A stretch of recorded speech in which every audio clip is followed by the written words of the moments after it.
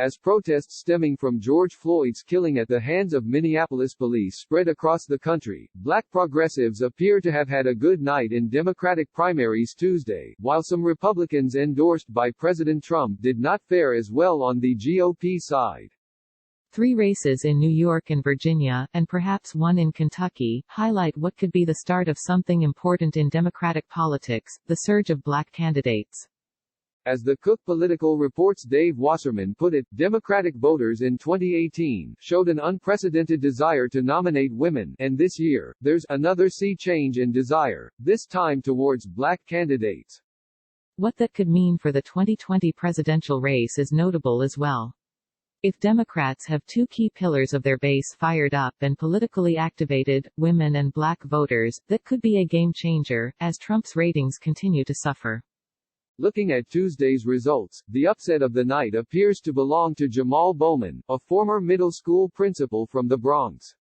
He is well ahead of longtime Democratic incumbent Eliot Engel, with more than 60% of the vote. Many races have not been called yet because of the significant number of absentee ballots that remain to be counted. Bowman began to surge in recent weeks after Engel, asking to speak at an event, was caught on mic saying, "If I didn't have a primary, I wouldn't care."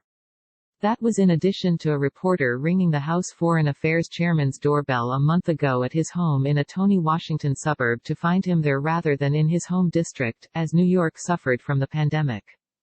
Bowman wound up raising $2 million and surging against the 16-term incumbent, who hasn't faced a competitive primary in 20 years.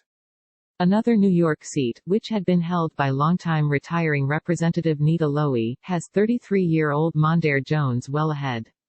The former Westchester County law office worker gained momentum in recent weeks and now leads by double digits. If the result holds up, and Jones wins this fall, he'd be the first openly gay black congressman. Progressive Star Representative Alexandria Ocasio-Cortez, by the way, was facing a primary in her first time standing for re-election. But she easily dispatched former CNBC reporter Michelle Caruso Cabrera with 73% of the vote. Trump-backed Republicans falter. Meanwhile, in North Carolina, perhaps the surprise of the night was a 24-year-old motivational speaker, Madison Cawthorn. He upset a Trump-backed candidate to replace Mark Meadows, who stepped down from the House to become Trump's chief of staff. Cawthorn was paralyzed from the waist down after a 2014 car accident. And in Kentucky, Trump tweeted his opposition to giving another term to a sitting congressman, Thomas Massie, who forced a vote on an economic relief package. Massie won overwhelmingly with almost 90% of the vote. Members of Republican leadership backed Massie's primary opponent after Massie forced the vote.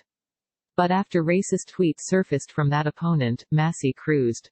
Results are still slow to roll in the marquee Democratic Kentucky Senate primary, where progressive upstart State Representative Charles Booker and former Marine fighter pilot Amy McGrath squared off to take on Senate Majority Leader Mitch McConnell in the fall.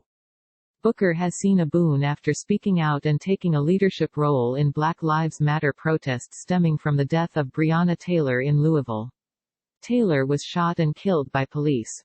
McGrath had brought in a whopping $41 million, was endorsed by the Democratic Senatorial Campaign Committee and had been seen as the overwhelming front-runner before the protests.